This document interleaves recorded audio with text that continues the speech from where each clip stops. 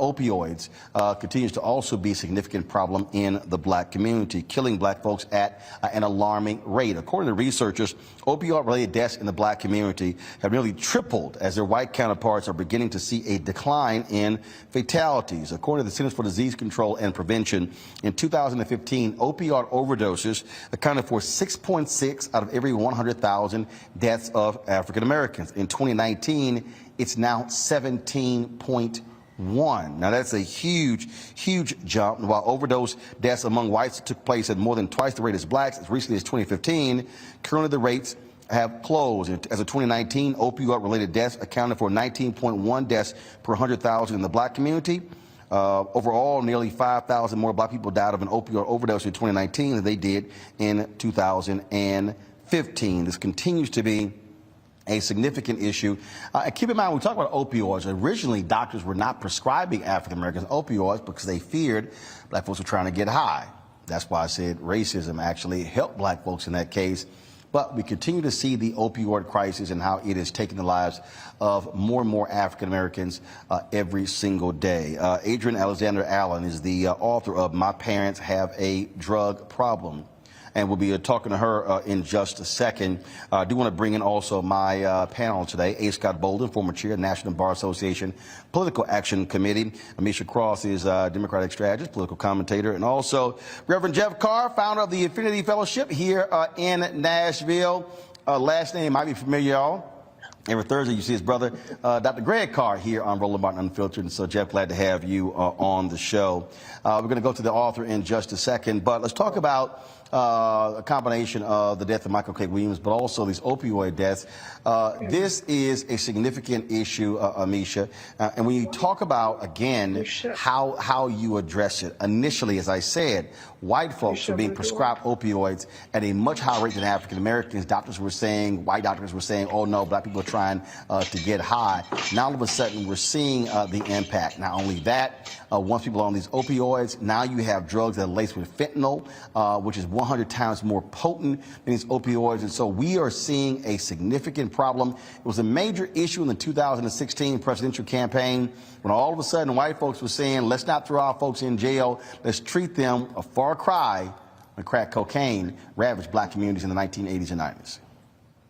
You're absolutely right there, Roland. At the end of the day, we have seen such a varied response, such a disparate response when it comes to white America, particularly as it relates to opioids, because opioids were seen as the drug of white people, whereas crack cocaine was seen as the drug of black people. And we know that there are literally thousands of people that are still locked up based on addiction around crack. Meanwhile, the immediate response from the government, from a lot of those who are in power at various levels and private sector organizations, was that now we need to find treatment. We need to find prevention mechanisms. We need to make sure that we address the opioid crisis differently. And in large part, the only only difference between the two of those crises was the color of the majority of people who were being affected. I think that when we talk about opioids, we also have to talk about the lead-in and how America got to where it is based on the fact that pharmaceutical companies in the 80s and 90s were basically giving out opioids as painkillers like candy to people, and not really acknowledging the fact that long-term consequences of addiction were extremely known even by the pharmaceutical companies then, but they just ignored it. And many doctors knew it as well. So as you know, and as your audience probably knows, during the Derek Chauvin trial, we heard about George Floyd's issues with addictive properties related to opioids because of a previous medication he had for a back injury. What we recognize is that once individuals are off of those medications, they will find something to help them to get that same type of pain cure-all. And typically that is a street-level opioid drug. I think that we're seeing these levels increase in the African-American community because first and foremost, those drugs have become more easily accessible. But in addition to that, the tracking mechanisms around them are not as strong as the tracking mechanisms for, say, crack cocaine. What we've seen is that there has not been a heightened level of penalty or tracking of the actual drug dealers in a way that we've seen for certain other drugs. And it's devastating because the national conversation leaves Black people out of the opioid crisis, even though we know by the numbers and the statistics you spoke of at the top of your question that it matters to the Black community as well, and those numbers are only increasing. And I wish we pay more attention and put a spotlight on it, not just when a celebrity dies from an opioid addiction, but also when our neighbors, our brothers, our sisters, our cousins, people that we know personally and have a personal connection to are battling these crises every day. Jeff, this is important because, again, you can see the difference in the attitude here. And when I say that, you've had white folks now at these town halls who now all of a sudden have lots of compassion for people who are having drug issues who have issues with opioids. Many of them white. Same white folks did not have a lot of compassion for us. But now when we're seeing opioids exploding, now the question is, what does the Black community do? How do we now target with education and the impact? Because again, this is not just affecting low to moderate income. This is affecting upper income folks as well who are losing their lives due to opioids. Sure, Roland. And again, man, it's great to be on. It's great to be on a great show with my brother. I hadn't seen you since the old days of the Round Table on NPR. So it's good to be on. Good to see you behind that Edward Havell painting of the Fifth Jubilee singers that centered Nashville as Music City. Not country music, but that music that was the soulful music of the Jubilee singers. To follow up what Amisha was saying, it's about priority. And one of the first things we have to do is we have to destigmatize what drug use is. Drug use is not something that is simply limited to a person because of race or socioeconomic status. Drug use can become very easily, especially when we're talking about addiction, disease. I call it dis-ease because it's a space where there is not an ease in the spirit. As a longtime minister, as an inner spiritual minister, some of the work that I do involves intervention. And it also involves transporting young people in particular to safe spaces. I would never break that ministerial curtain and expose any of the people that I've worked with from around the country. But I will say this, opioid abuse has been a huge problem, particularly in the white community for a long time. They didn't treat it as if it was a stigma, as if someone was a crackhead or a pillhead. They treat it like a disease. I have been inside homes where a child has a room that is bigger in square footage than my house in a private jet. I have assisted in getting them to an intervention space where they can go and dry out for 30 days. Some of these spaces are hidden in mountains. Some of these spaces are in farms across the United States. And guess what? Some of them are $30,000 a month. Some of them are $30,000 a week. Celebrities, famous people from all over the world come to get treatment for dis-ease. We can be very easy. We can quickly start to stigmatize this, and that's why it becomes hidden. We put this energy underground because we start calling people crackheads. We start calling people addicts. and we start saying, hey, don't let your cousin in the house because, they're going to steal everything you got. Because of that, there is a stigma attached to it. The reality is addiction is a disease, and it could very easily happen to any one of us. We can go to the dentist and be prescribed hydrocodone. We can take one more pill than we absolutely need, and before long, we can be in the street. The weed that many people are smoking in this day and age, they're hybrid strains of marijuana that contain up to 40% more THC than the weed that many of us were around in the 80s and 90s. So this is why we're starting to see this equalize in our community. And what we have to do is find ways to address the root causes of addiction and stop looking at it as if it is a stigma. White people have seen this for a long time, and that's why they created treatment. We have to be in a position to do the same. So, Scott, look, when we talk about information coming to our community, the targeting, if you will, a campaign, an initiative, I mean, that's really going to have to be at play here to now deal. I mean, those opioid numbers are staggering to go from 6.6 to 17.1 per 100,000 in just 4 years. Yeah, I agree with you, and they're keeping those numbers, and it's the numbers of African Americans who those numbers are going up. Let's be real honest. Drugs have always been part of America. There's a supply and demand, and black people and white people are part of that demand. But black people have always been overcounted and white people undercounted when it comes to the drug demand and the drug jurisdictions. I'm a former prosecutor from New York. I can tell you the courts are filled with black people and brown people. They weren't filled with white people. There's more white people in America than black people, and more white people do drugs than black people. It's just proportional. It's got to be. It's a very practical application. Not saying there's anything wrong, but I will tell you this, Roland. I was with Marion Barry when he got out of jail for smoking weed, right?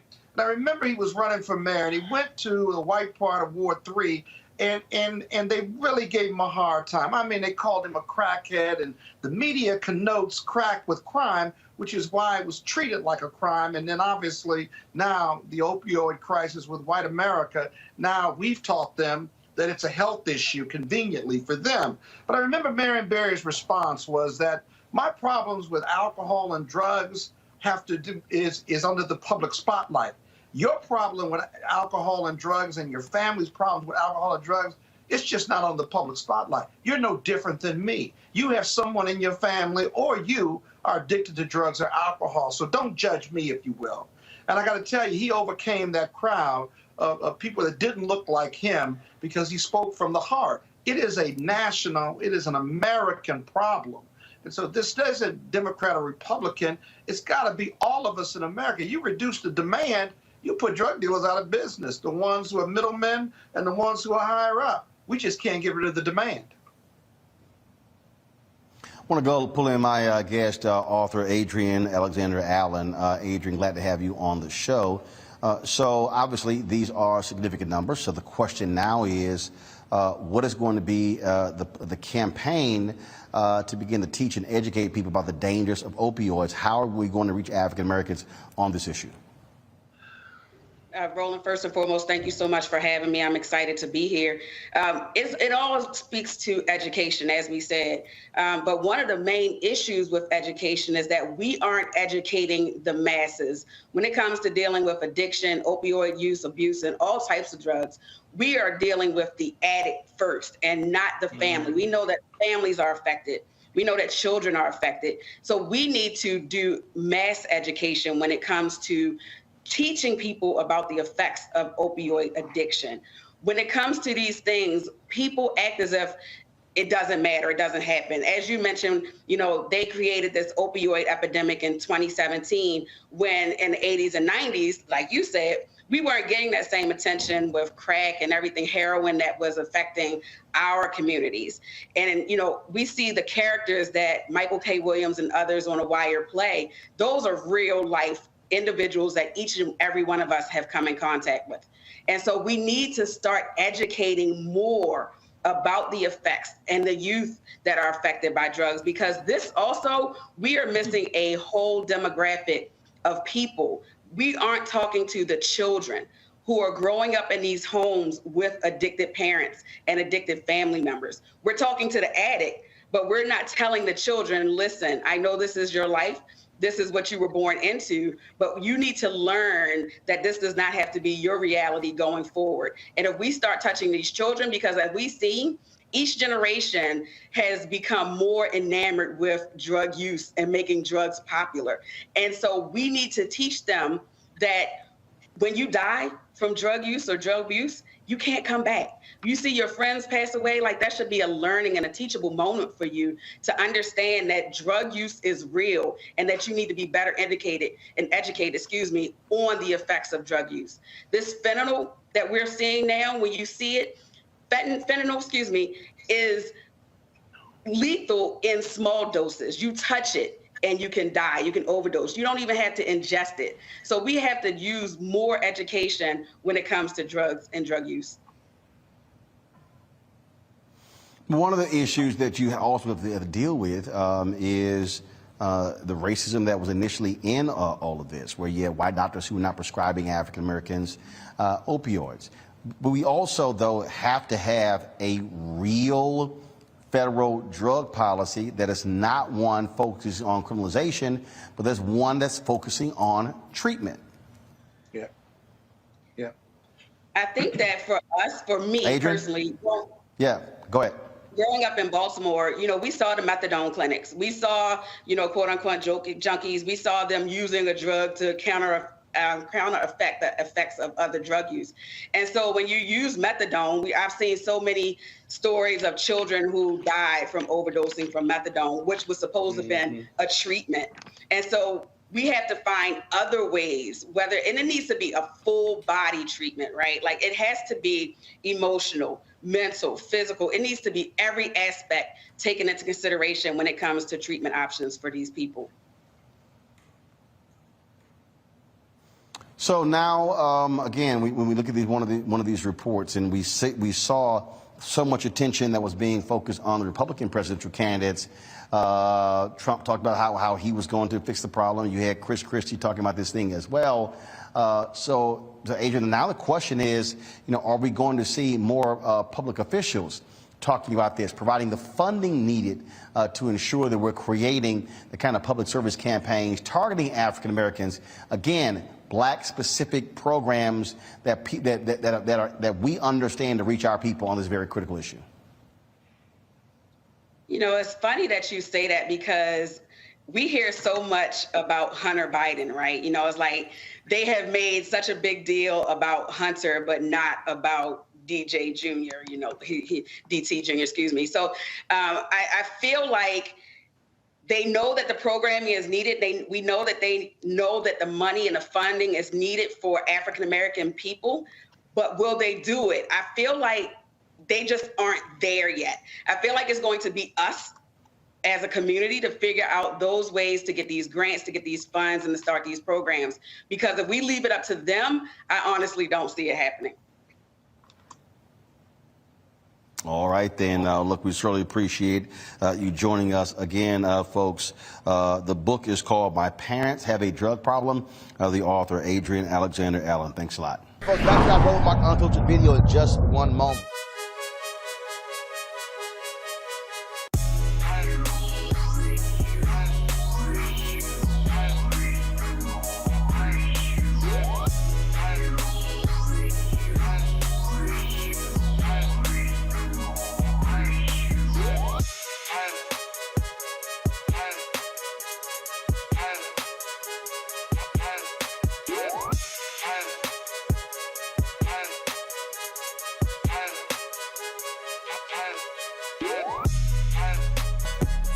All right, folks, Seek.com is a Black-owned company founded by Mary Spio. It's a virtual reality company where you can actually go there, look at their virtual reality content.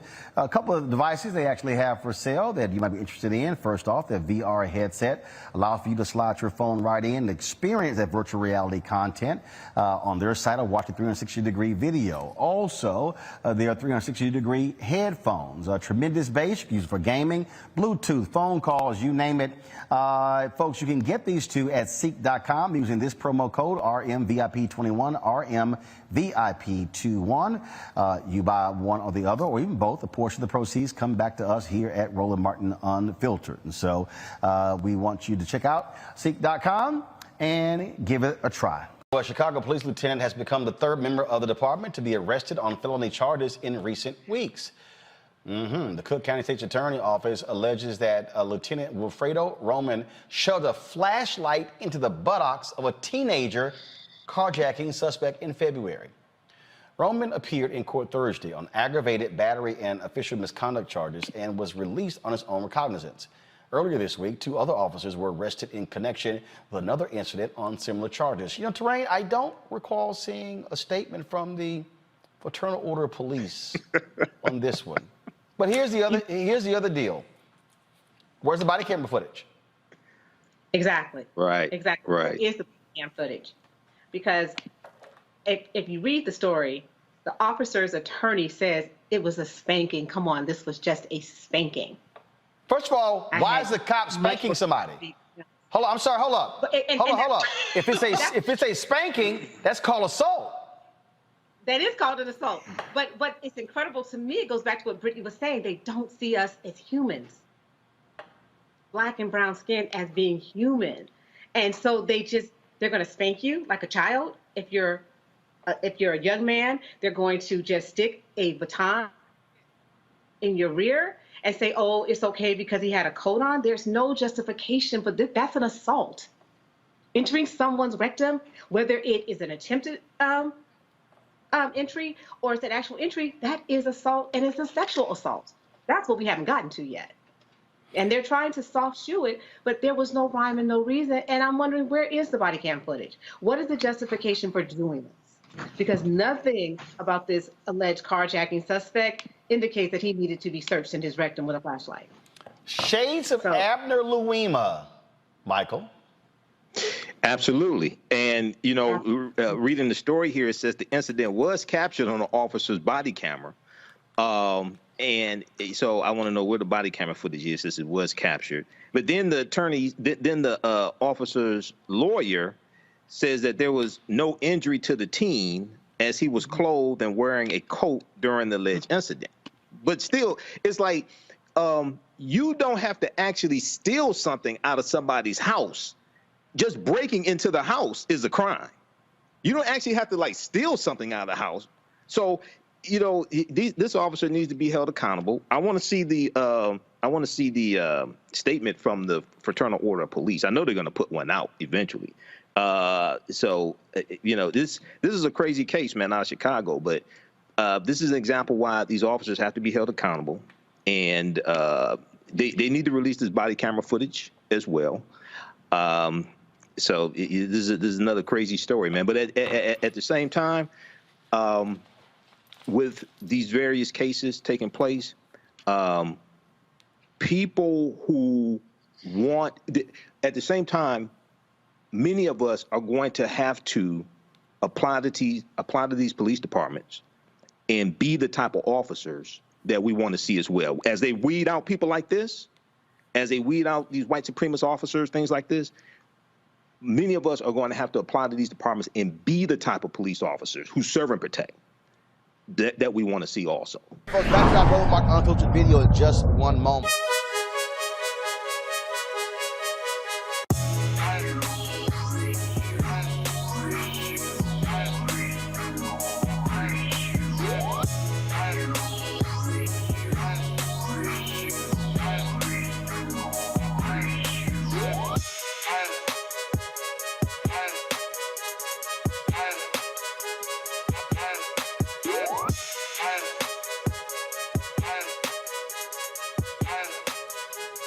All right, folks, Seek.com is a black-owned virtual reality company founded by Mary Spio. That's right, VR is all the rage. The ability for you to be able to actually be immersed in the space to feel what's going on. Imagine being at a concert and you're watching the concert, but you're actually in the seat in the concert. And so that you can able to see that great videos and all kinds of different things on Seek.com. Using their VR headset, you simply just drop your phone right into here. And again, you're able to then immerse yourself in the experience right there. Also, of course, they have these great headphones right here, the 360-degree headphones.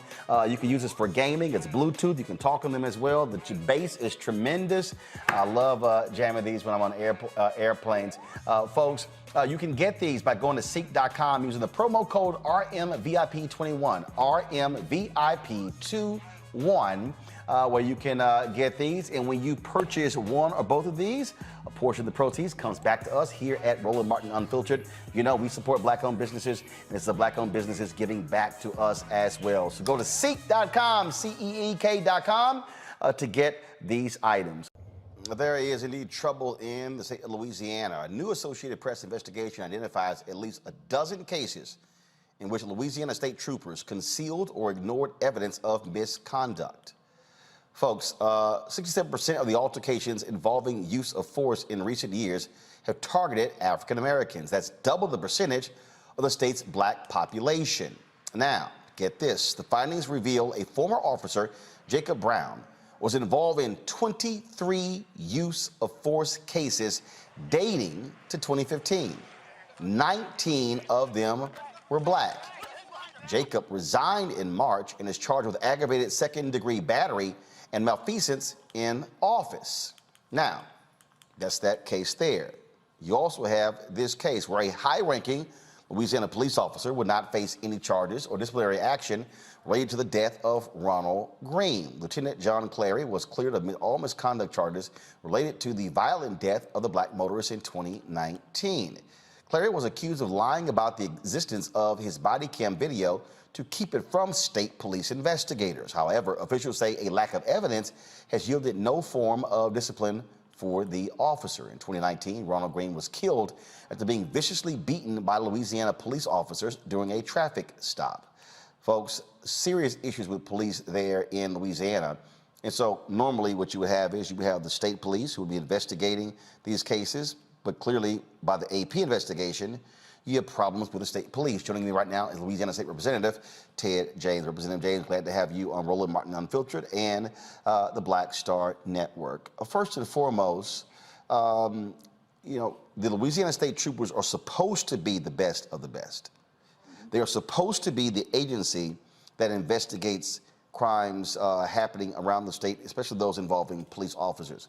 Here you have supervisors, bosses, hiding evidence, lying. Why are heads not rolling among Louisiana State Police? What is Governor John Bel Edwards doing? We have, as a caucus, we've called on the federal government because our governor has been very slow to respond. When these allegations first came to light last year due to the work of the NAACP here and the AP, we requested a new colonel. We got a new colonel, an African-American colonel, and it seems like every week we're learning of a new lie, a new cover-up.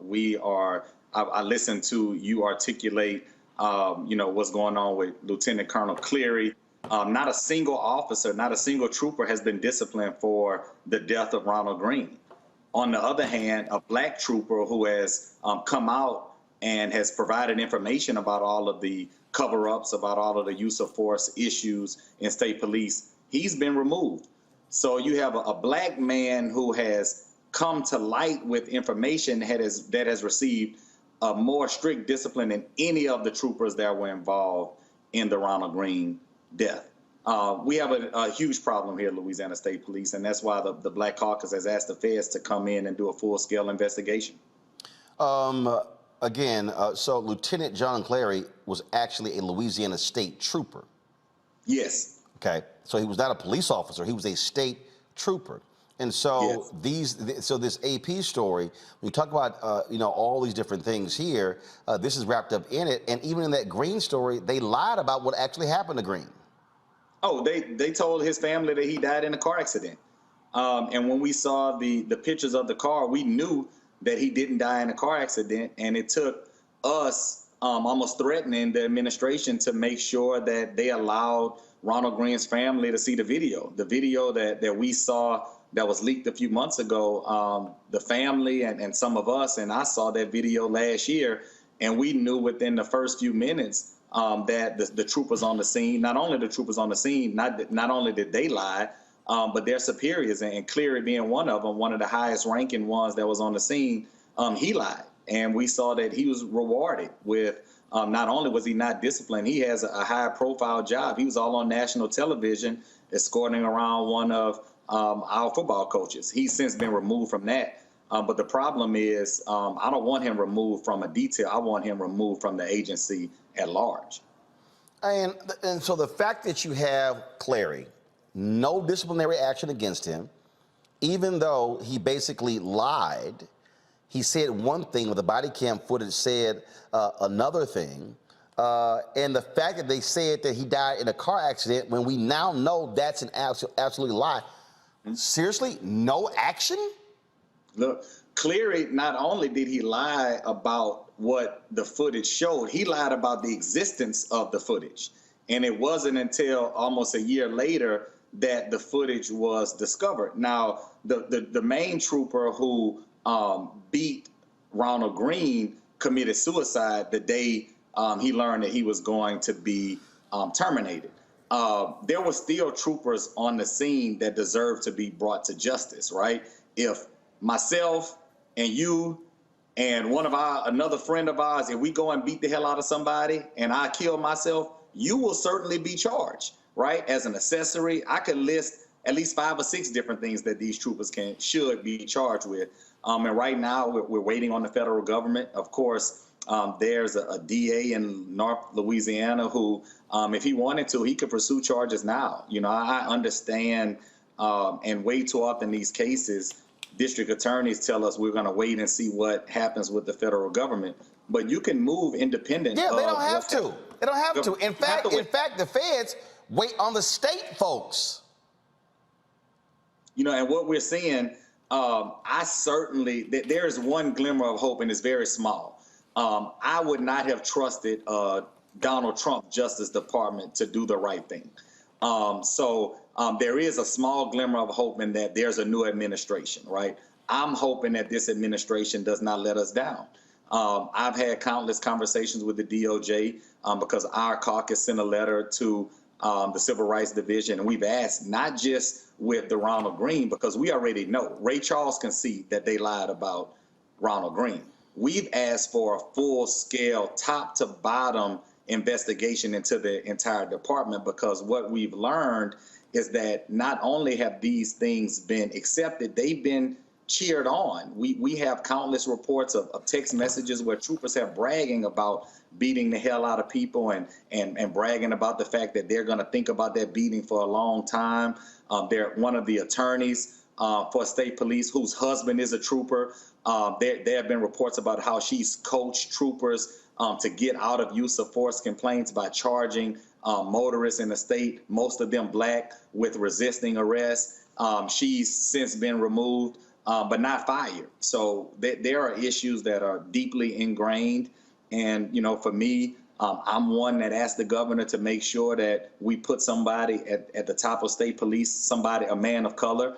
And, you know, as much as I respect Colonel Davis, I'm starting to lose confidence in his leadership, because every week we're learning of something else that has been a lie, something else that has been a cover-up at state police.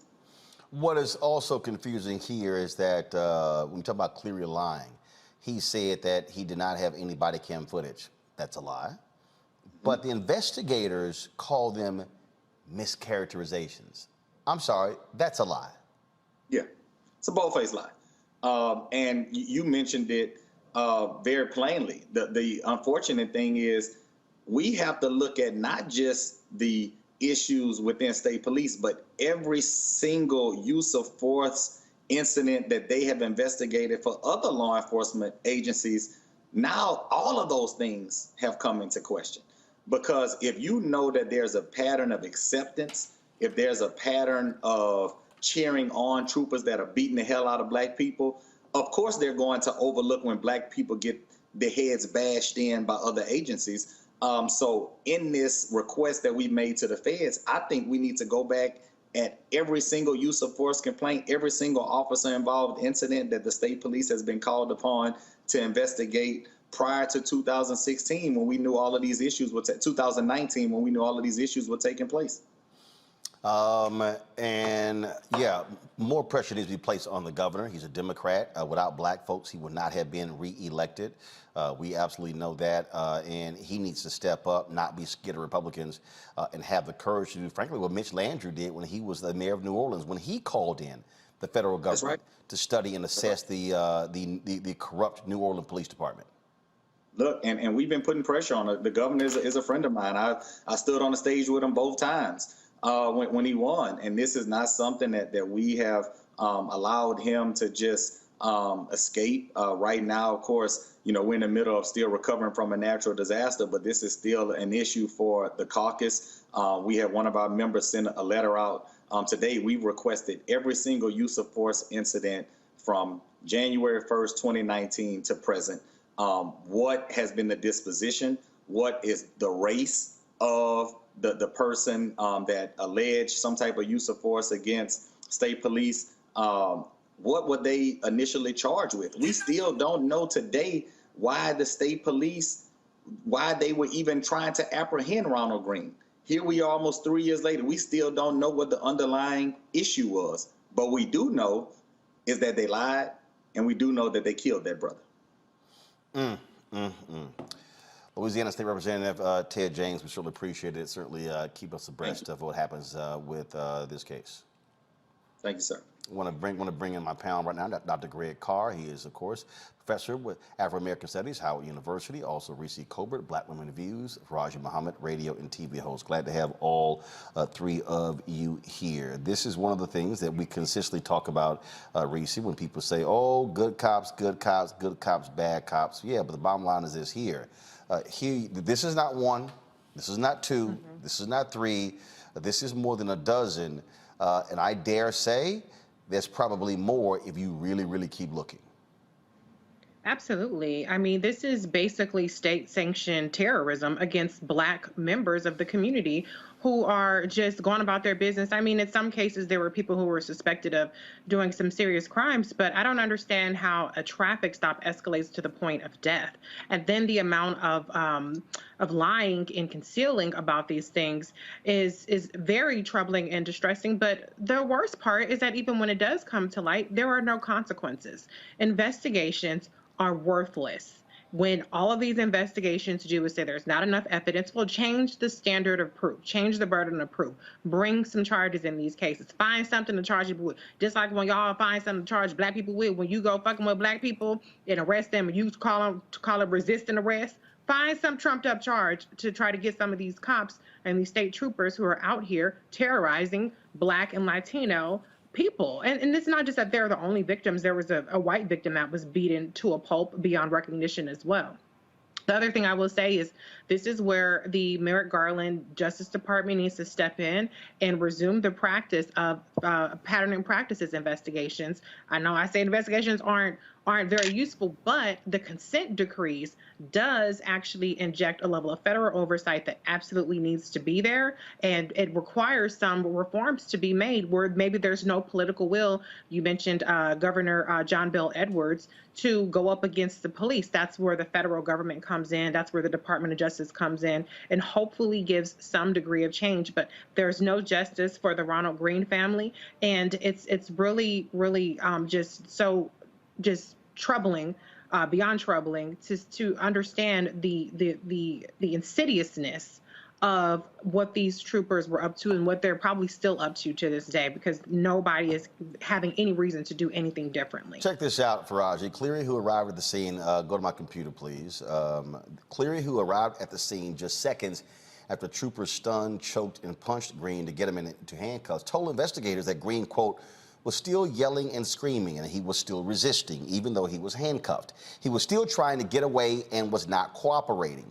Investigators wrote in a 6-page report filed less than 3 weeks ago that Cleary's description of Green's demeanor after he was cuffed on a dark roadside near Monroe was clearly a mischaracterization, also known as a lie.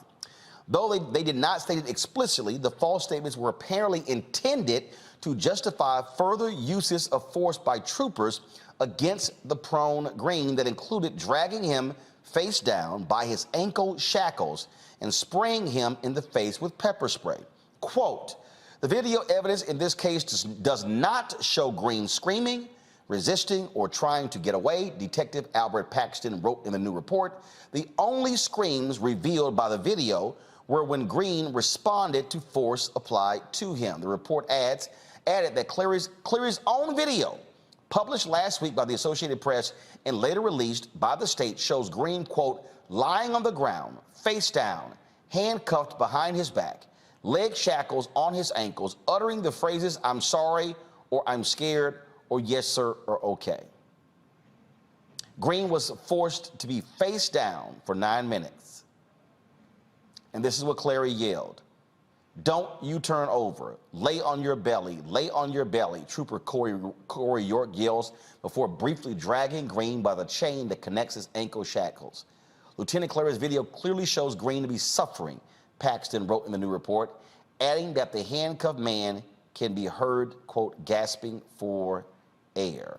Though what happens to Green next cannot be seen on the video, investigators wrote that, quote, Green's eyes are squeezed shut as he shakes his head back and forth, moaning in pain, movements consistent with having been sprayed in the face with pepper spray. So you mean to tell me all of that, and they can't figure out what in the hell to charge this guy with or write him up? Yes, and Brother Roland, I think that we need to say it. Clary needs to go to prison. The whole damn police department needs to be broken down. When I heard the representative talking about the fact of the Justice Department coming in, we know that the pattern of practice, investigation, and all of that. The big thing is that the United States federal government, the Department of Justice, has the power to come in and to really dismantle police departments and start them back up again. Why they have not done that, I don't know, but I'm happy that they're starting an investigation. But they need to go in like the same way they went in what we saw with Ferguson after Mike Brown. They need to go in and just completely fire everybody or lock people up. And that's all that has to be done, because the trust of the American people is totally gone. I mean, of the people of Louisiana. There can't be no trust, especially among black folks. And I saw that based upon this report, Brother Roland, 67% of those who have been involved in being brutalized by the police are black people. So when you have that number, when you have these things, and then when you have that type of evidence, you have the body cam footage, you have the other officers, you got an officer who killed himself. I mean, this is all leading to the fact that these jokers were guilty. And one big thing very quickly that we have to keep in mind, there was another story about some years ago about what has happened in Minneapolis, what has been happening in Portland. The problem comes down to, you can give people good guidelines, but they have to have the heart, the mind, and the spirit to follow the rules. And when you're seeing that police officers don't have that, then only a few things got to happen. One is either the federal government got to intervene and be broken down by the Department of Justice. Two, the state that is responsible for the funding of the government, they have to be brought to task. Or three, you got to go to the police union in that state and bust the hell up that police union, because police unions serve as like gangs in protecting their own. And so if we don't go after go to the root of the problem, which is corruption within the police departments and these unions, then we're not going to see the justice that we deserve. Check this out, Greg. Go back to my computer, please. Another false statement noted in the report was when Cleary told investigators that his troopers sat Green up and, quote, immediately held his head up so he could get a clear airway. Clary's video, however, showed troopers saying they didn't want to sit Green up because they were afraid he would spit blood on them. Then don't do that, Cleary tells them. Even after Green became unresponsive and troopers set him up, his head was slumped down on his chest, and they did not make a move to lift his head to make a clear airway for nearly 6 minutes. How does all of that happen? And you don't charge anyone. I have repeatedly said on this show that laws must be changed, that if you or Reese or Faraji or myself, if any of us lied to police, they could charge us. Cops lie, nothing happens. To me, the least you can do is simply discipline him by saying you knowingly lied to investigators, and he should be fired and should be facing some type of charges. Absolutely. Yeah, absolutely. I mean, the one thing we had to say at the onset is that we must use all tools at our disposal: elected officials, the courts, the Justice Department. So that's number one. But I'll say, having said that, there's no we. There's no historical evidence for any concept called the American people. The legal framework is one thing. The historical, cultural, social entity is quite another. You see, and shout out, by the way, to both Louisiana Tech and Mississippi State for continuing to employ cats like John Clary, because the thing that black people are useful for is running them down a football field. And ask yourselves a question. Do a little research. And let's ask ourselves, when did state troopers need to be there to protect football coaches? I suspect if you tug on the history of the slave economic concern, some people call it the Southeastern Conference, you will probably find some race involved there as well, because they take their football quite seriously in this country. Yeah, actually, you're right, because I mean, I've seen many games, and I'm sitting there going, why are there troopers? Why? I mean, first of all, you got university police. Football teams have security. Why? And it's a thing now when you watch all these games where you have these state troopers next. It's weird to me as well. Well, Roland, I think that's actually a very good question. I know you just came back from Fisk. You might put some of your young journalist lieutenants on that, do that research, because I think what we'll find is that football, like everything else in this country, is very militaristic. And so John Clary's at home there. And by the way, the mistake made by the state police training investigator, the instructor rather, that led to discovering this tape, I'm sure that was a mistake, because I'm sure they were probably using it to reinforce what you should be able to do to escape punishment. But the key in this is NHI, as the philosopher Sylvia Wynter says, there were no humans involved. Let's think about this. The police are an entity, law enforcement. But the concept of policing has been turned into a verb. What does policing mean when there are no humans involved? It's a verb: managing, hunting, controlling, harming, and killing, because there are no humans involved. Ron Green's not a human being. We have to understand this technique. When you turn off your body camera, you've introduced another layer of obfuscation and murkiness. And so what you're really trying to avoid is the intent standard. And all you have to do to match the intent standard is say, I had another reason. So I'm saying all that to say this. At the end of the day, we have to understand that these people are our enemies. And by that, I mean anybody who's a human being, these are our common enemies. And there's no murkiness to the side you have to be on. Now, I should mention this as well. It's important to understand that there's also an issue of federalism involved. As we listen to Representative James at the state level, and we talk about the local level, and I agree, everything should be pursued. I agree with everything you said, Faraji, everything you said, Reese.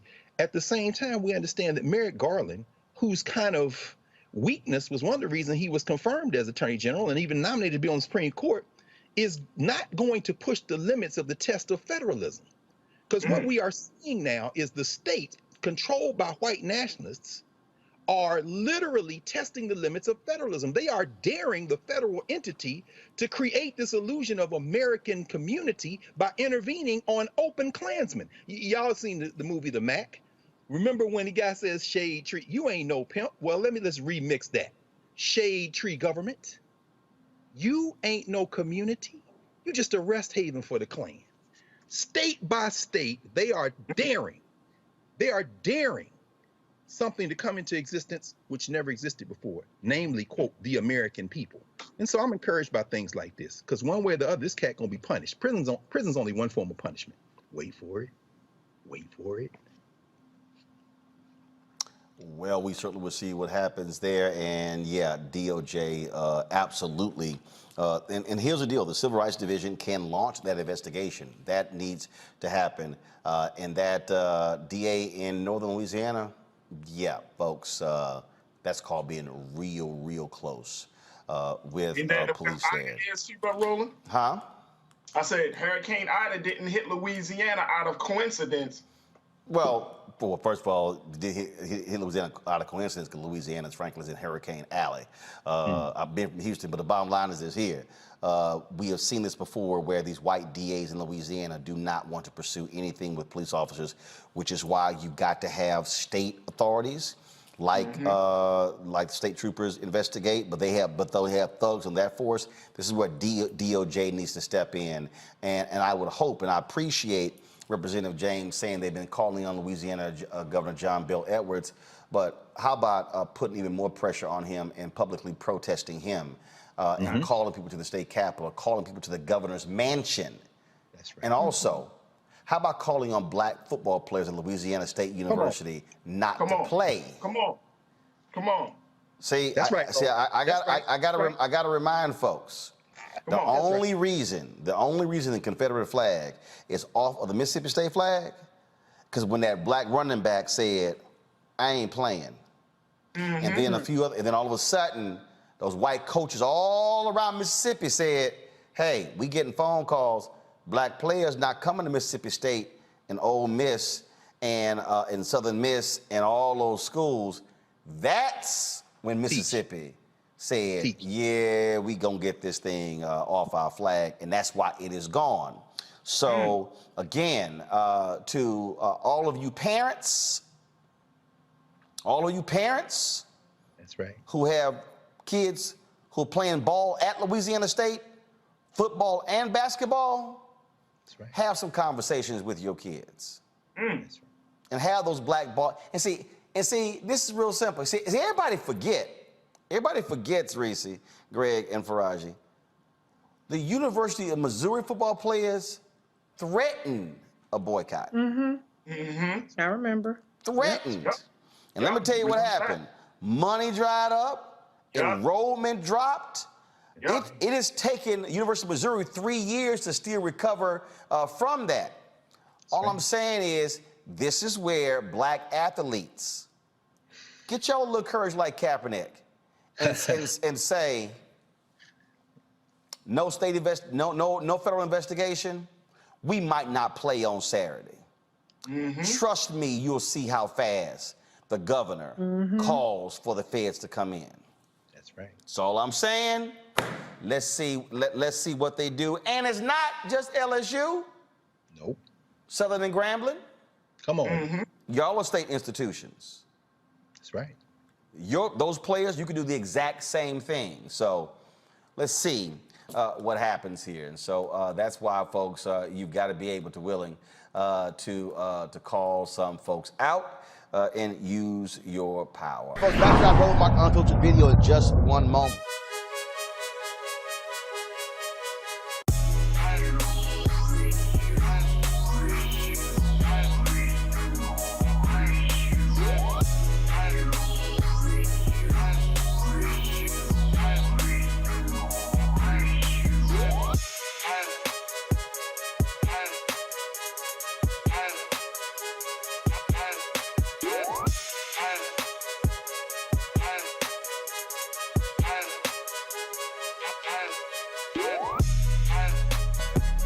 All right, folks, Seek.com is a black-owned company founded by Mary Spiel. It's a virtual reality company where you can actually go there, look at their virtual reality content. A couple of devices they actually have for sale that you might be interested in. First off, their VR headset allows for you to slide your phone right in and experience that virtual reality content on their site or watch a 360-degree video. Also, their 360-degree headphones, tremendous bass, you can use it for gaming, Bluetooth, phone calls, you name it. Folks, you can get these two at Seek.com using this promo code RMVIP21, RMVIP21. You buy one or the other, or even both. A portion of the proceeds come back to us here at Roland Martin Unfiltered. And so we want you to check out Seek.com and give it a try. If you can identify with R. Kelly personally, then you're a motherfucking degenerate. Point blank, period. And maybe your ass need to be up under the jail right along with R. Kelly. Okay? So let's, instead of talking about protecting the legacy and the black man who was sitting up there allegedly until proven guilty, I guess, raping and terrorizing and kidnapping and abusing women, men, children, families. If you can justify that because he's a black man, there's something seriously wrong and demented with your mentality. There's nothing wrong with us talking about it. It's something wrong with your ass and how you think, okay? So why don't we put a little bit more emphasis on protecting victims, on protecting girls, boys, people, black people, the community? How about that, from a sexual predator? Why don't we put more emphasis on that than the fact that you like R. Kelly's Bump and Grind or 12 Play? Come on. Check yourself. Don't come over here with that mess. Check yourself and your fucked up mentality. That's right. Period. I'm trying to see. There was at least one MF, at least 4 Fs. Sorry, not sorry. Because I'm like, we're not going to normalize that kind of comment. Oh, you absolutely. are literally trying to check us for talking about testimony in the court of law under the threat of perjury or of criminal penalties, and you're trying to check us because we're talking about what this man, this degenerate, this pedophile, this sexual serial predator allegedly is doing? Check yourself. Don't come over here with that. Check yourself. Look in the mirror, and we need to be find out who the hell your ass is around. If you think that what he's done is something that's redeemable, that should be protected, that should be shielded, what the hell is wrong with you? There's something wrong with you, not us, and not the Roland Martin Unfiltered show. That's right. That's right. Hey, Roland, it's okay. Reese got to say that. In the words of Miss Lauryn Hill, I add a motherfucker so you ignorant Negroes hear me. In other words, you can't. That's the only way we can communicate. I'm sorry. You know, Intellectually, it didn't work. It didn't register with intellectual. So let me throw one of those up, and maybe you'll hear it, and you can tweet me, and you can fry me up in the YouTube comments, and you can say whatever the hell you want to say. But I said what I said. Fuck R. Kelly and you too. How about that? That's not unbiased. That's my opinion. Gotcha. Folks, back to our Roland Martin Unfiltered video in just one moment.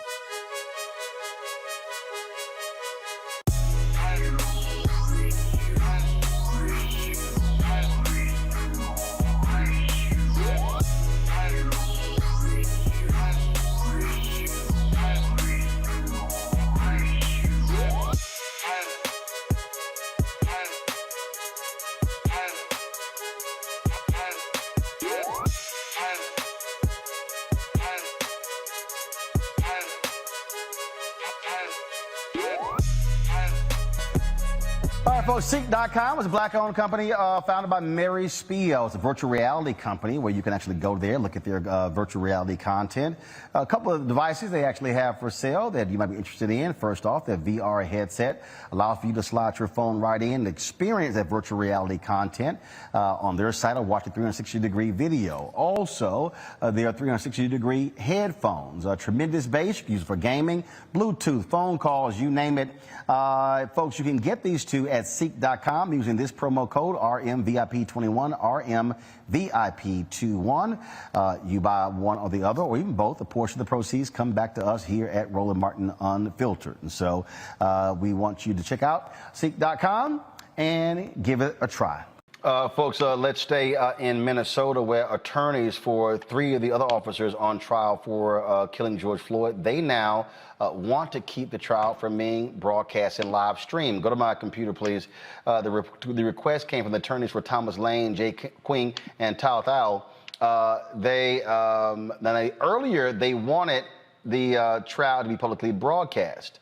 Now they're saying that, that if this is streamed, that there are people who are not going to want to testify if they do so. Terrain, that's quite interesting. That's quite interesting there on that particular point. By saying that, if it's streamed, there are people they're not going to testify. Really? They don't have a choice. A subpoena is a subpoena. It's not an invitation. So they don't. You're saying there's no party flyer, huh? No, there's no need for RSVP. You just show up or you go to jail. And it's very simple. And so I think what's happening is that these officers and their defense teams are seeing how the live stream of the trial worked out in the first trial. And it didn't work out very well there for Derek Chauvin. I mean, we were able to see, and we talked about this, his reaction to the jury and just how he reacted to the testimony about the death of George Floyd. And so it's not to their benefit to have it publicly broadcast. This has nothing to do with their witnesses. Their witnesses have no say-so whether or not they come or go. So this is a defense.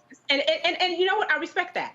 I respect that. You do what you have to do to protect your client. So if your client, if it's not looking like it's going to work out well for this to be broadcast for your client, then you try to shut that down. This is what they wrote, Michael. Cameras in the Chauvin courtroom brought us to the dangerous pass where people are deterred from testifying for the defense because they fear the wrath of the crowd. Mm-hmm. Well, wait a second. Before Derek Chauvin was convicted, you wanted the trial to be broadcasted. You wanted the trial to be live streamed. Now that it didn't go the way you thought it was going to go, now you changed course. See, the question I would ask, on cross-examination, I would ask the question, what changed between when you first made that statement, okay, because the evidence didn't change, basically, okay? So what changed between when you first made that statement, you wanted it broadcasted, and all of a sudden now you don't want to broadcast it? But I find it interesting that they're saying this now. When you had African-Americans who testified, okay, in the Derek Chauvin trial, it was broadcasted. When you had the case of Darnella Frazier, we heard her voice, but we did not see her face, okay? You can do the same thing for these people who you're claiming don't want to testify and have it live streamed. We can just hear their voice. We don't have to see their face. So, when they make changes like this, I just have to ask the question, okay, so what changed before when you were talking all that stuff, selling wolf tickets, before the verdict, and now all of a sudden you don't want to have it live streamed?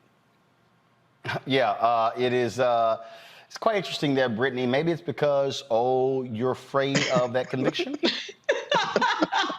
Roland, they know they're about to get chewed up, spit out, and locked up. And the court of a public opinion is important. And we've seen that with the last couple of cases. They know what's about to happen. And that's why that quick switch happened, right? Now they don't want it to be public. So they know they're about to get locked up. Absolutely. And at the end of the day, the transcript of what they're going to testify to is going to be made public. Right. So it's not as if they can testify in secret and say, well, I said, he's a great guy. Nobody's going to know it. So this is simply for the defense. They know it is not, this is an uphill battle for them in the court of public opinion. Yeah. And again, if you've already convicted Derek Chauvin, they are concerned. Back to our Roland Martin Unfiltered video in just one moment.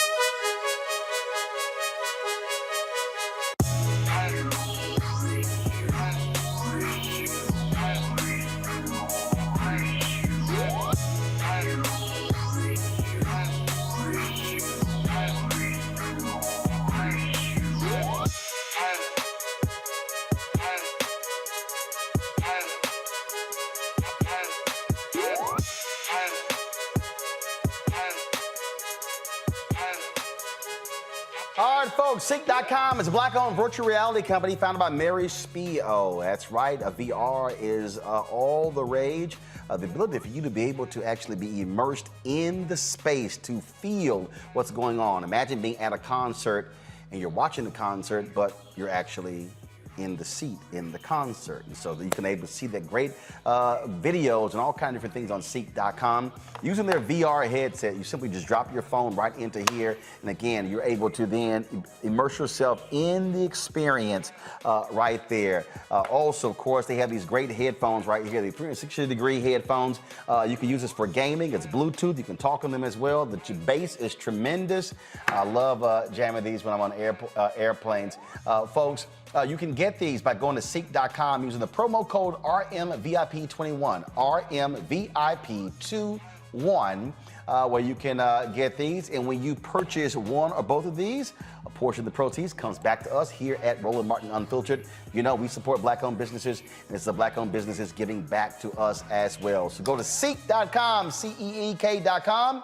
to get these items. I got to talk about this here. Of course, Texas Governor Greg Abbott, he is under lots of criticism for the voter suppression bill that was passed, but also the bill, the 6-week abortion ban bill. He said something today by signing this that I'm absolutely astounded by how stupid he is, Teresa. Let me actually read this, because y'all might think I'm lying. Greg Abbott actually said that people should not be concerned that women are going to be carrying the baby of a rapist to term, because he's going to end rape in Texas. It'll be a miracle. Yes, I know some of y'all might think I'm crazy, but trust me, I'm not. Greg Abbott actually said this, Teresa, when he was asked about it. He, again, when I saw it, I shook my head and I said, you know, as a native Texan, we're getting embarrassed day by day by these idiot Republicans who are running the state. But what he said is that with his crime prevention efforts, they're going to do everything they can to keep rapists off the streets of Texas. Okay, here's the problem, Teresa. This is not Tom Cruise in Minority Report, where you are anticipating and stopping crimes before they happen. You can't stop a rapist before they commit a rape. Do you see the sheer lunacy of what Greg Abbott had to say? It sounded like his response was literally on the cuff. I mean, the 4-word phrase, do everything we can, was essentially saying, I am 50%, 40% likely, which is, again, a probability anytime you put that in a statement, that they will combat crime or violence. I mean, it's honestly, I would have rather him have received that information from the police commissioner, or, I mean, I don't know if it had made sense if it had came from there, but then we would have at least said, okay, where's the plan? It's idiotic, the entire statement. But again, this is the Republicans trying to find a reason to really amplify their abortion bill. They're tough on abortion. They're tough on women's rights. They don't believe in a woman's right to choose. And I just hope, you know, that the Texans that live in that state are really, you know, advocating, you know, and talking to their legislators and just really trying to figure out another means, you know, to protect their rights. Let me actually, so here's a quote, Mustafa. Let's be clear, rape is a crime. And Texas will work tirelessly to make sure that we eliminate all rapists from the streets of Texas by aggressively going after and arresting them and prosecuting them and getting them off the streets. But if they've already raped somebody and impregnated them, how are you going to stop them from raping somebody? I mean, and in fact, you can't stop a rapist until after they committed the crime, which means they committed the rape. Do you see how stupid this dude is? Governor Abbott lives in like this alternative universe. We've seen him on a number of different issues where he's so far away from the reality of what everyday people are dealing with that this statement is just one in a laundry list of others. There are about 500,000 women, and then there are a small percentage of men who are raped every year in our country. And that's just the ones who report it. So we know that the numbers are even higher than that. It's impossible for you to stop rape. You can put certain things in place. You can put educational programs in place. You could actually take away alcohol in the state of Texas. I'd love to see you try and do that, because we know that that sometimes is associated with it, but it is an act of violence. And for him to say that is another form of violence that's being placed on these women who have to carry a child that came out of violence. So it's just mind-boggling, some of the things that they say and they do that is so devastating.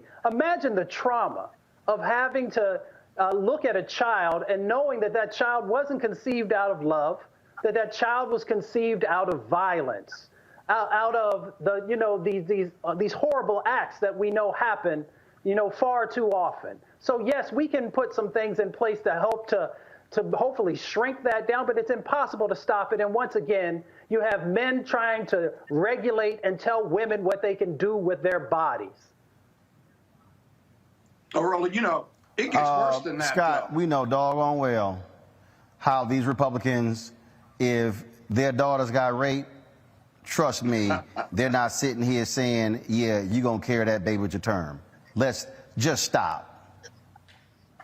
Well, I don't know if that after 6 weeks or before 6 weeks, a woman even knows that she's pregnant. My understanding from my research is that most women don't even have symptoms of pregnancy up to 6 weeks. But rape is about power. Watch this. Rape isn't about sex or sexual attraction. It's about power. So think about every power relationship between a man and a woman.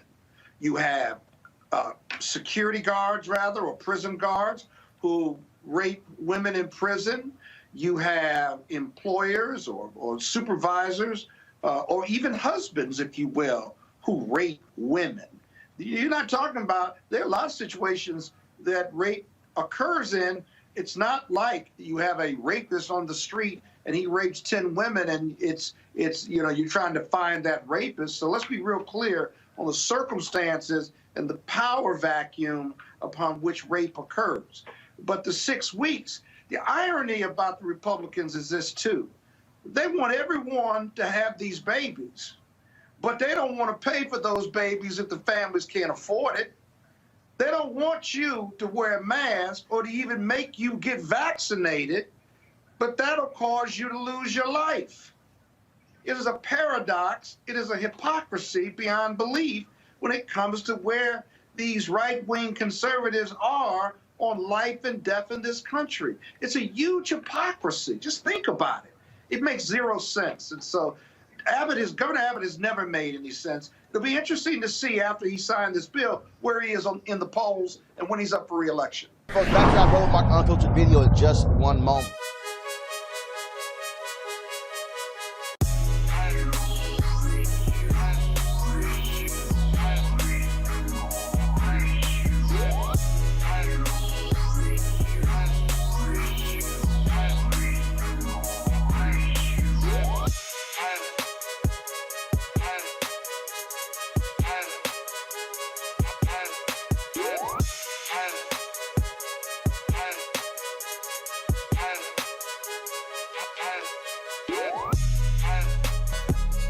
All right, folks, Seek.com is a black-owned company founded by Mary Spiel. It's a virtual reality company where you can actually go there, look at their virtual reality content.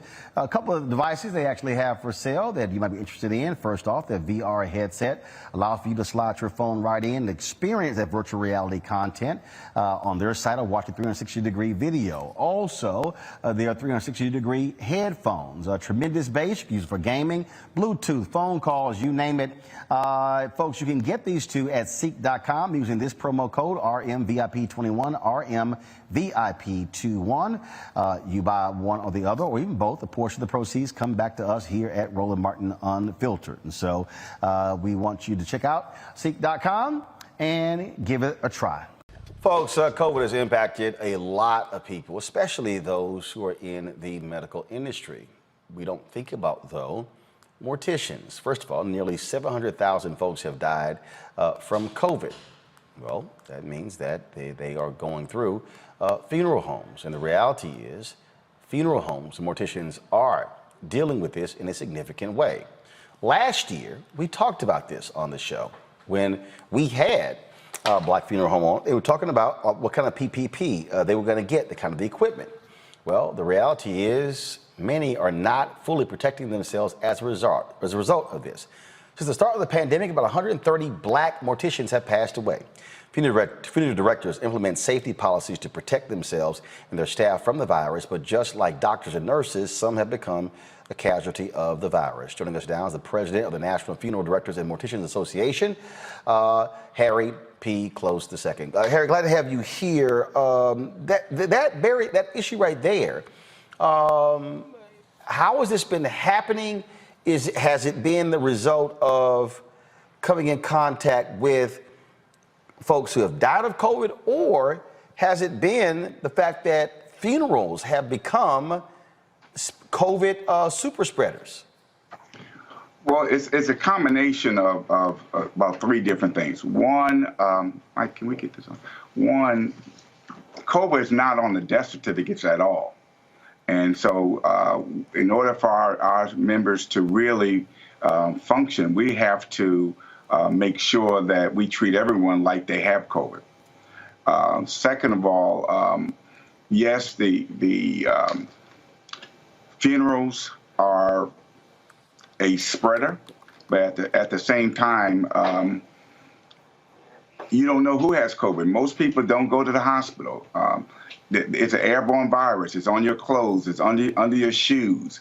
Someone might have a mask, and they cough. If it's caught in the mask, great. But if not, it's spread out, and then the droplets fall on the ground, and we're walking in it.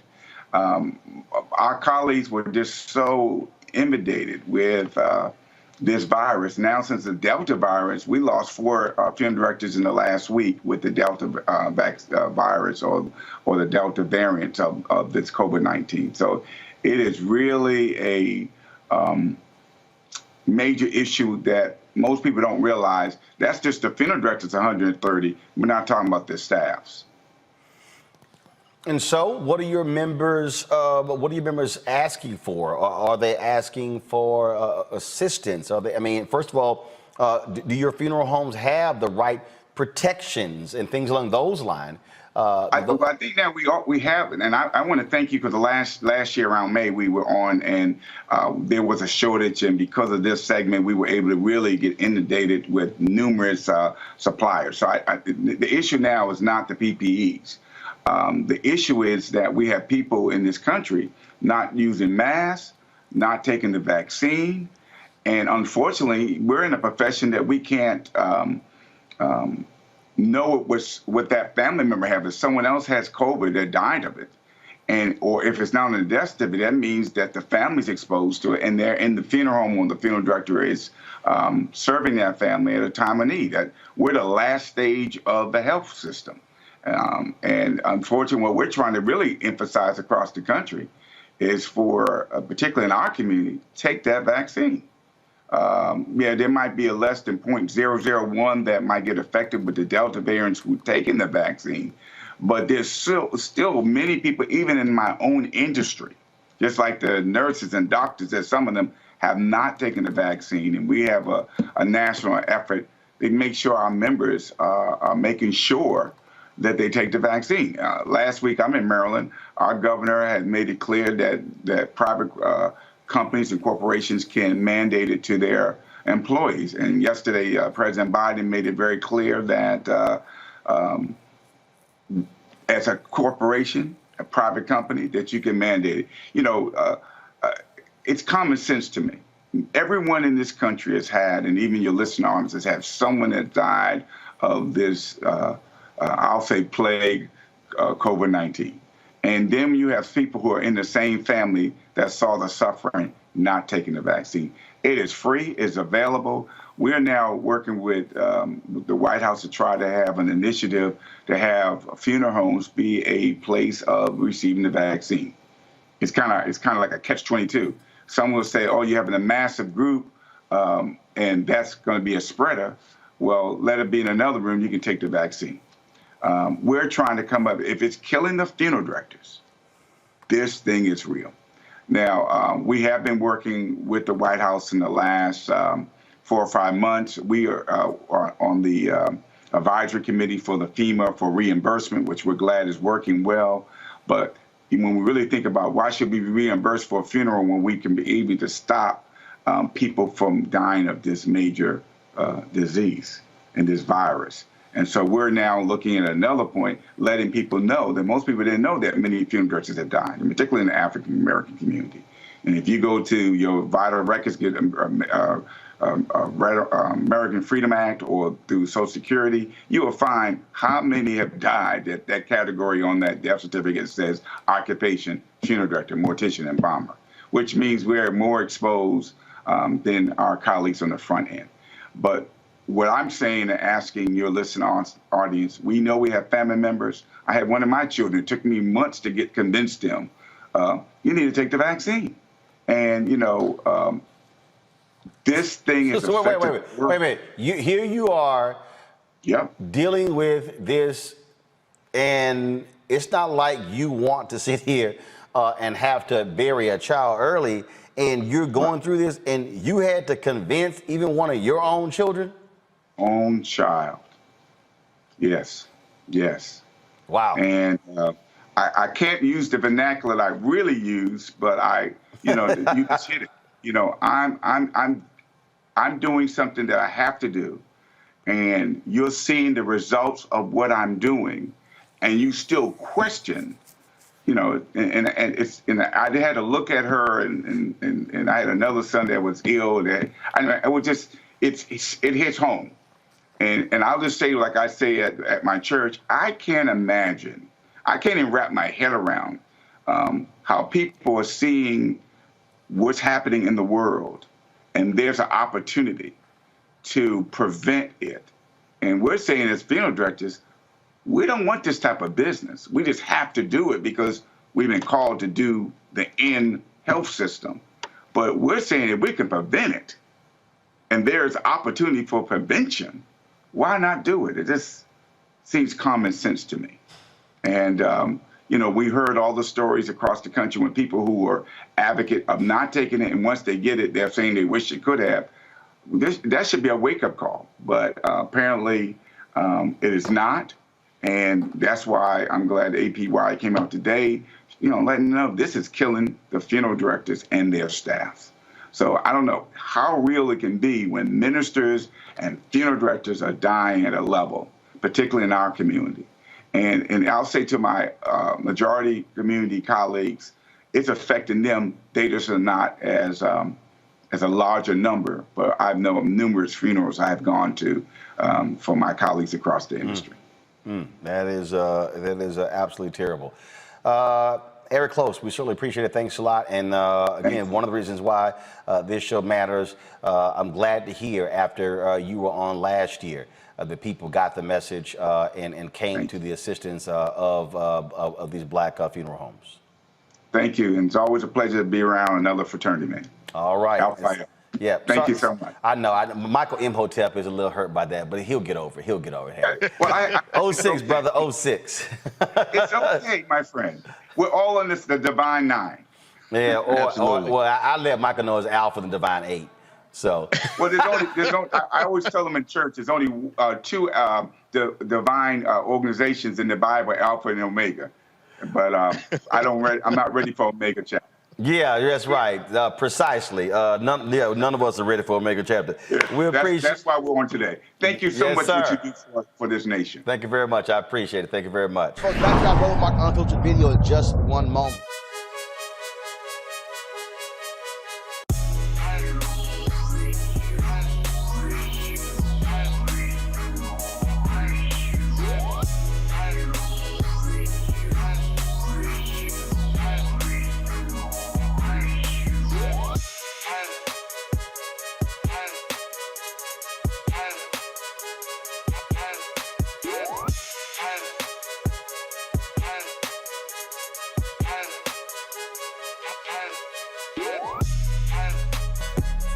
All right, folks, Seek.com is a black-owned company founded by Mary Spiel. It's a virtual reality company where you can actually go there, look at their virtual reality content.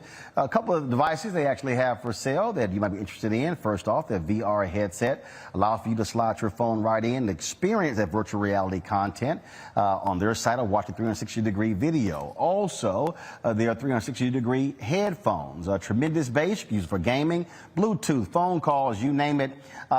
Folks, you can get these two at Seek.com using this promo code RMVIP21, RMVIP21. You buy one or the other, or even both. A portion of the proceeds come back to us here at Roland Martin Unfiltered. And so we want you to check out Seek.com and give it a try. Another black man in Texas dies in police custody. His family files a wrongful death lawsuit against the Texarkana Police Department to release Darren Boykin's 2019 arrest footage. 23-year-old Boykin was arrested because he was a suspect in a string of petty thefts in the area. He's arrested and put in the police car driven by Officer Jerica Weave. Yeah, you can turn over. It's easier if you sit up to breathe. I can't sit up. Do you guys need me to transport him back over to your guys' police cars? Oh, we're just going to transport him. Huh? Yeah. Here, sit up. What's his name? Jason Williams. 592. Thank you, Brandon. You ran the whole way? From the nursing building. Yeah. Got your steps in, that's for sure. She's tough. Can you please knuckle my mom door right there? Oh, this is your house? Behind me. Huh? Behind me, the brick house. No. You're going to be getting a phone call at some point downtown. Jason, you can do that then. Oh, if your family, listen to me, if your family wants to come out here and pitch a fit, though. What are you saying date of birth is? What's your date of birth? 8592. 8592. Okay.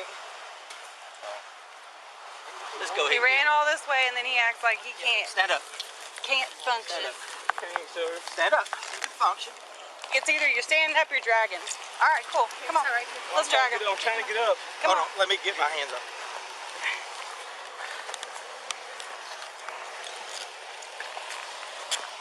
You want to put him in the backseat of mine? Or you got one over here?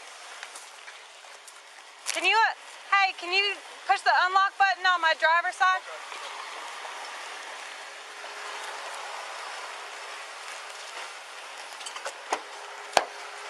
You can get in by yourself?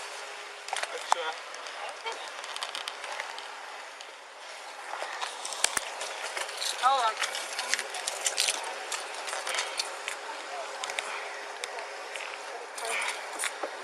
Do you have anything on that side? No. Do you have anything on that side? Then you lie about your name, dude. Come on. You put me in the car? All right, get in. All right. This is going to be y'all's felony suspect, too. Get in. I've seen the, you help me, I can't. Get in or I'm going to pull you in.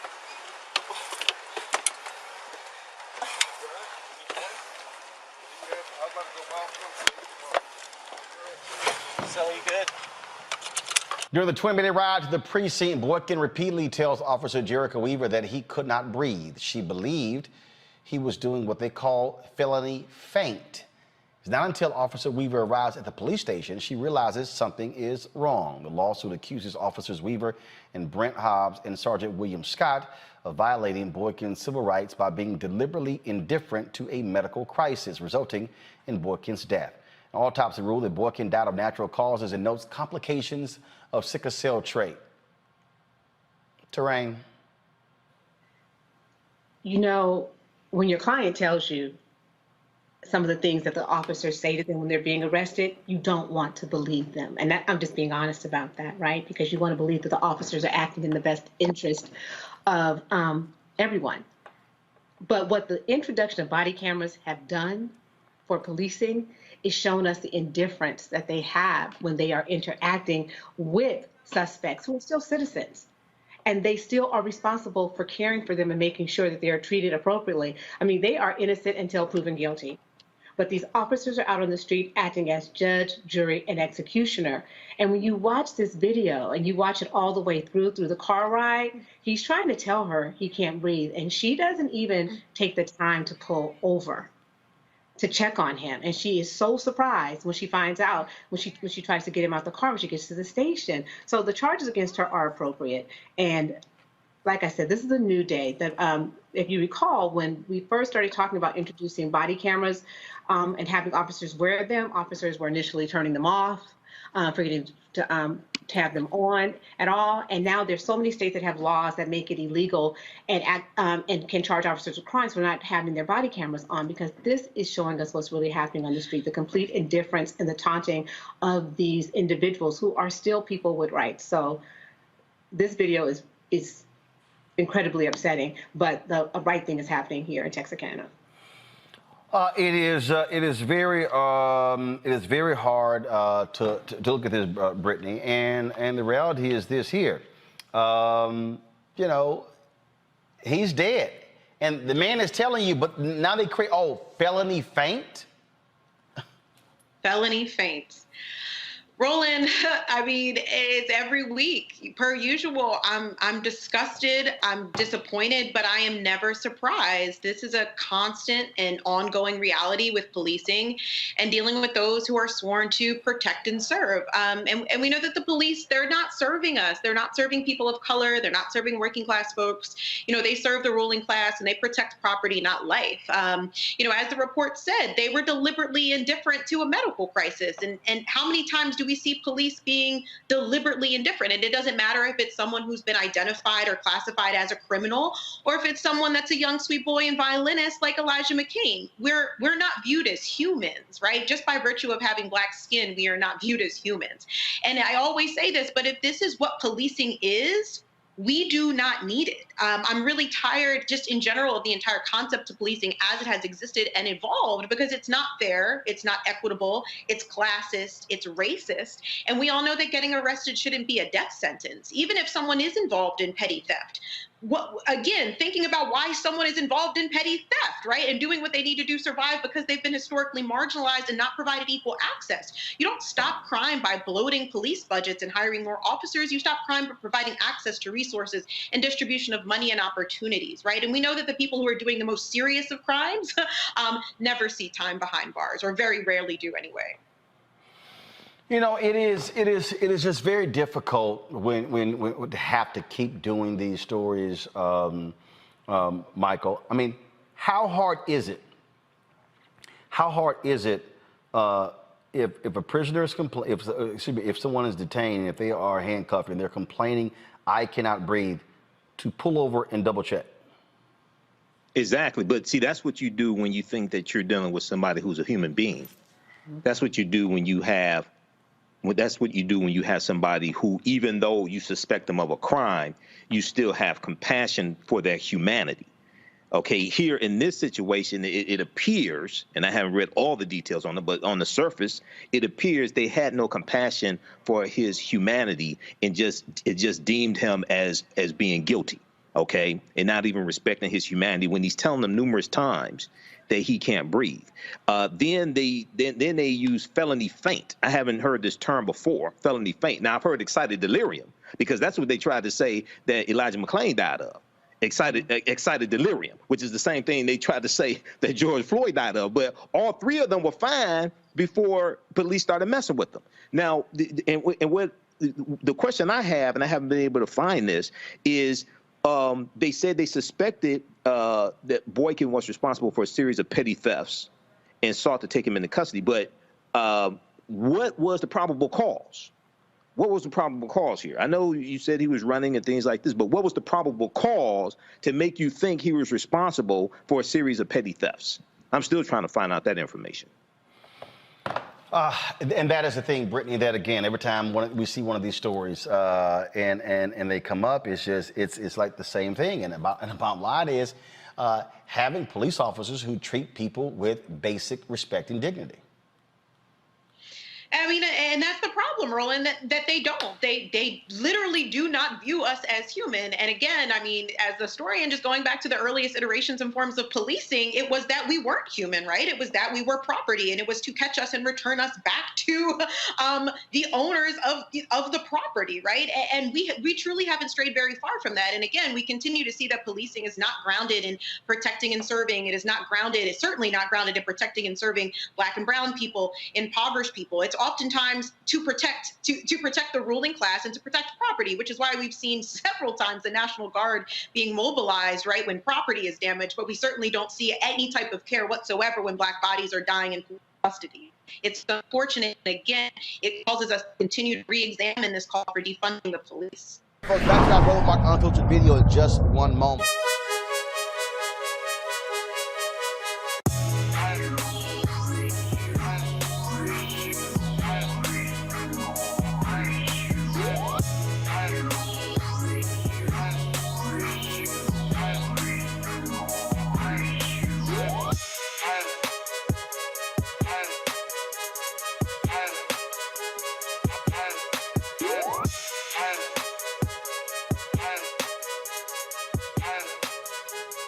All right, folks, Sync.com is a black-owned virtual reality company founded by Mary Spio. That's right, VR is all the rage.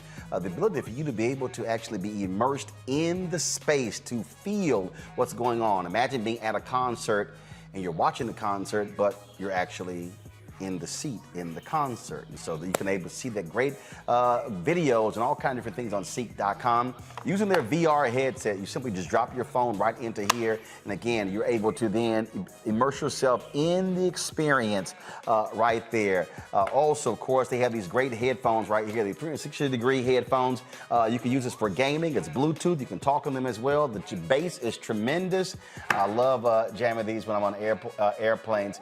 Folks, you can get these by going to Seek.com using the promo code RMVIP21, RMVIP21, where you can get these. And when you purchase one or both of these, a portion of the proceeds comes back to us here at Roland Martin Unfiltered. You know, we support black-owned businesses, and it's the black-owned businesses giving back to us as well. So go to Seek.com, CEEK.com, to get these items. Let's go to Minnesota, where after reviewing the case, the former Minnesota police officer who shot and killed Daunte Wright, they faces a more serious charge. Former Brooklyn Center officer Kimberly Potter was already facing a count of second-degree manslaughter. Thursday, Minnesota Attorney General Keith Ellison added an upgraded charge of first-degree manslaughter to the existing count of second-degree manslaughter. The officer shot Wright, who was unarmed, during a traffic stop. The incident was recorded on police body camera video on April 11th. Potter claims it was an accident, saying she thought she had a taser in her hand and not her service weapon when she pulled the trigger. What do you make, Terrain, what do you make of the aggressiveness of AG Keith Ellison? Obviously, a huge win for them with the conviction of the former cop who killed George Floyd. This new era of prosecuting police officers after George Floyd, we're seeing something unprecedented.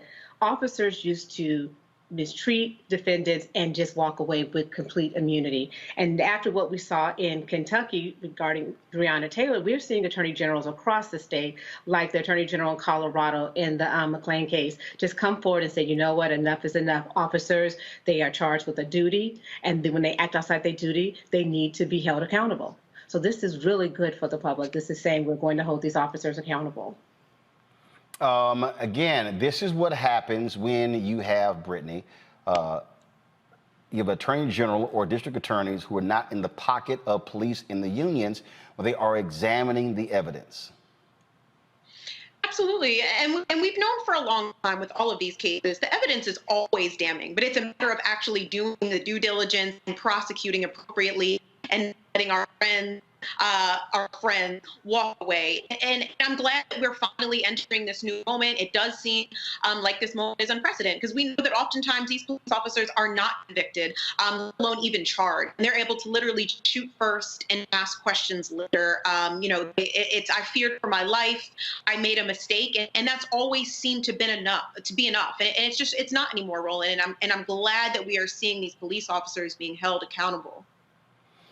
Michael, again, we talk about DAs matter, AGs matter. Right. We're seeing this in the case of Minnesota. Absolutely. And we just saw this in the case of Elijah McClain as well, because the Democratic governor appointed a special prosecutor who's the state's attorney general. State's attorney general came back with 32 counts against 3 officers and 2 paramedics. And here, once again, this is an example of how elections have consequences and elections matter. Okay, so we have to make a direct connection between protests and issues that we're protesting against and who actually resolves those issues. The police reform, DAs, all of that, prosecuting rogue police officers, et cetera.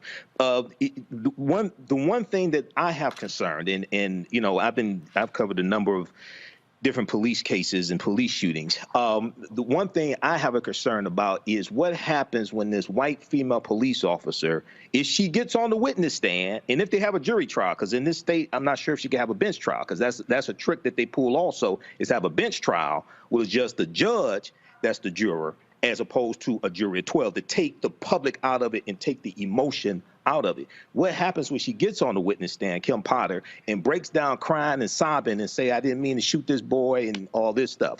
That's my concern, you know. So we have to see how this turns out. But you know, I agree with the charges, but we have to see how this turns out. Folks, back to our Roland Martin Unfiltered video in just one moment.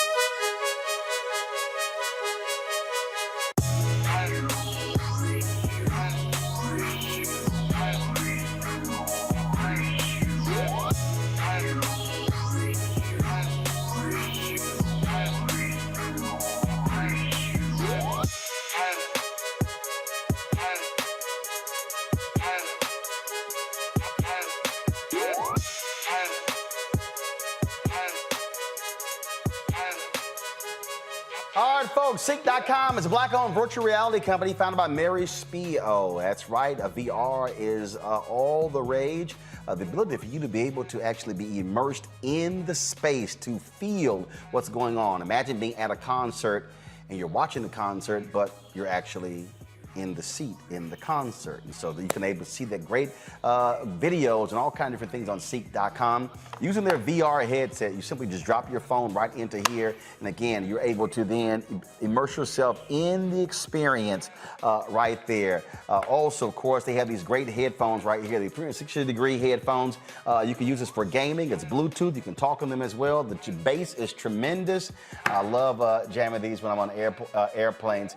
Folks, you can get these by going to Seek.com using the promo code RMVIP21, RMVIP21, where you can get these. And when you purchase one or both of these, a portion of the proceeds comes back to us here at Roland Martin Unfiltered. You know, we support black-owned businesses, and it's the black-owned businesses giving back to us as well. So go to Seek.com, CEEK.com, to get these items. All right, folks, the R. Kelly trial resumed today after a 3-day recess.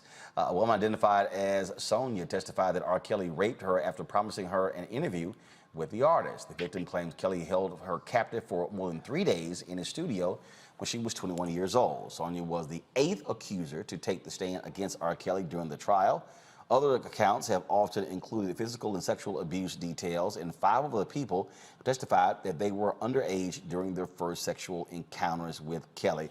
I had somebody who tweeted me today, Faraji, who was not particularly happy with our panel calling out R. Kelly last week. And they felt that they literally put up free R. Kelly and that we should not, and the brother literally said, we should not be attacking another black man. And I'm sitting there going, are you not paying attention to what in the hell is actually being said? Come on. Come on. Yeah, it literally happened. I mean, first and foremost, any joker who says that R. Kelly should be free, I mean, we should cancel them. I mean, when you go to that situation and when you look at what that young lady Sonia said, who's a 39-year-old woman, and what she said R. Kelly did to her at 21 years old, and if we understand the impact that sexual abuse has on anybody, but particularly on women, you would not be so quick to call that man a genius of any sort. Of any sort. You would not be so quick to say, oh, we beating up on a black man. What I'm concerned with is that this case, as gruesome, as graphic, as disturbing as this case has been, that it won't push the needle far enough to remove our love for the pimp culture and the exploitation of women in music and media. That's what I'm concerned with. That it's easy to cancel one man, but can we cancel a behavior? Can we cancel a whole mindset that hate women and that use of women, that abuse women? And so when you look at this case should not just be fodder. And look, and I'm going to say it like this. Have you heard about R. Kelly case since it started? Other than this platform, I'm going to keep it real. I mean, unless you go online, you search it, you read it, you follow it. Other than this platform, we have not really had a very deep conversation outside of this show to talk about what's been going on in this trial, what's been said, and the implications of our love for this type of man, and then more importantly, our embracing of a culture that has destroyed women. And so this case is so big, and it's so important for us to have these conversations. And I truly appreciate you, Brother Roland, for constantly keeping us abreast about it, because we're not talking about it. We're talking about surviving R. Kelly, and then that conversation died down. But when you listen to the stories from the people that work with him, to about the rules, to the victims themselves, nah, you want that joker under a damn jail cell. You would not want to listen to his music. You damn sure wouldn't want to fly with him, and you would not want to have anything to do with R. Kelly, Robert Sylvester Kelly. Trust and believe. Greg, of course, it is innocent until proven guilty, but frankly, people can still weigh in on what they're hearing, and what we are hearing is shocking, devastating, sick, and demented. It is, Ron. I mean, of course. I mean, who could say it isn't? But what we have with the R. Kelly case, and it's now 13 years since he was first brought to trial on the same allegations, similar allegations, a lot less detail, of course, than now. What we really have is a car crash at the intersection of culture and law. We, as people of African descent in the modern world system, certainly those of us in the Western Hemisphere, more specifically the United States, have unfortunately continued to fall victim to, and now just really occupy, a culture that allows for our own dehumanization. And the culture is in the language, the culture is in the music. And so, you know, and now legally, this guy should be under the jail. Of course, that's a no-brainer. However, just like somebody reached out to you and said that, the hope of his defense team is there's at least one person like that on the jury. And the bigger issue, let's say he goes to jail from now on, either here or in the subsequent trials that will come up after this. Let's say that happens. That's one guy.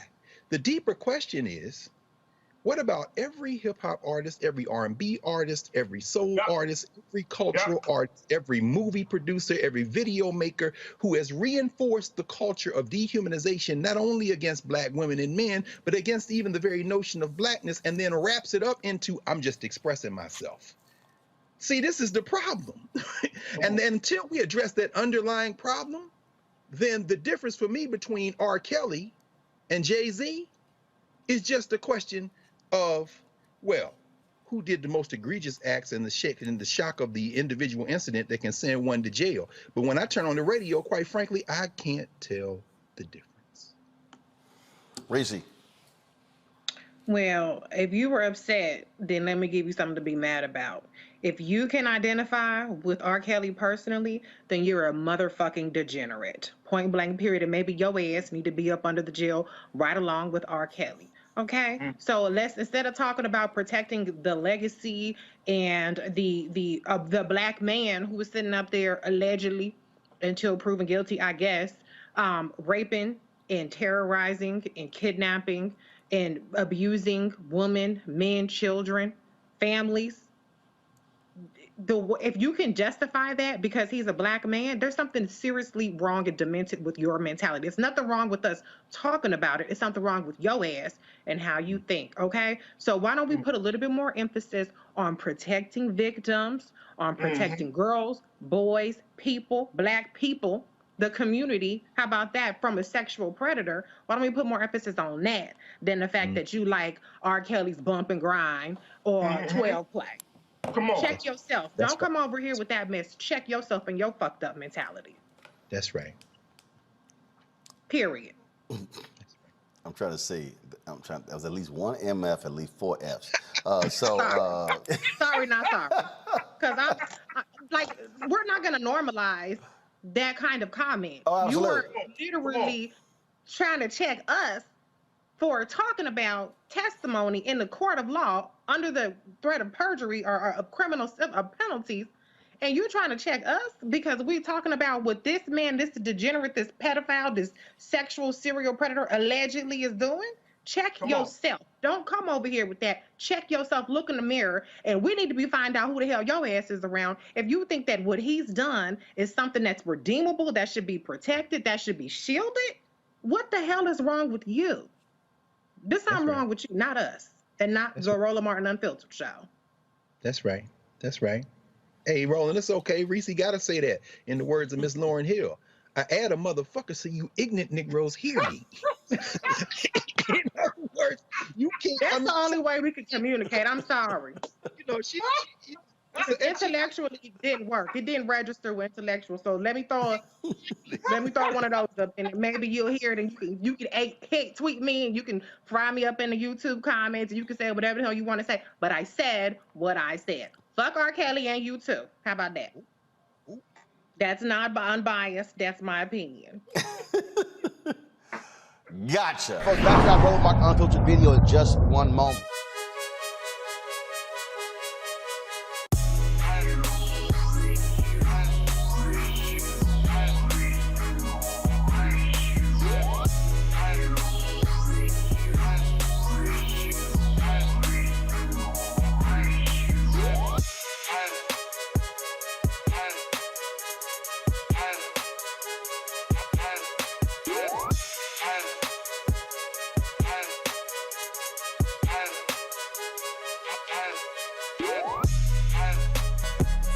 All right, folks, Seek.com is a black-owned company founded by Mary Spiel. It's a virtual reality company where you can actually go there, look at their virtual reality content.